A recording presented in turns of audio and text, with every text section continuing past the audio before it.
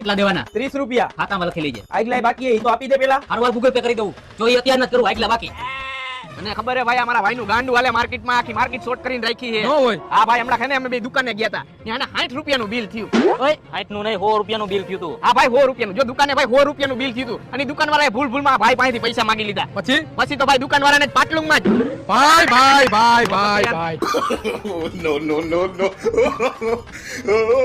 અને ભાઈ ઓલું ગાડીનું તો કે આને નહીં સાંભળ્યું હોય. અને ભાઈએ લગભગ આજે કઈ કાંડ તો કર્યા જ છે. અરે ભાઈ, જો હું તને આજે જ વાત કરું, બે ગાડી પડી હતી અને ખાલી આટલી જ જગ્યા હતી. ઓય એટલી નહીં, આટલી જ જગ્યા હતી. હા ભાઈ, અને આટલી જ જગ્યા. જો ભાઈ, પછી શું થયું? અને પછી ભાઈ 130 ની સ્પીડમાંથી મોહરી ગાડી કાઢી ભાઈ. વાહ ભાઈ વાહ.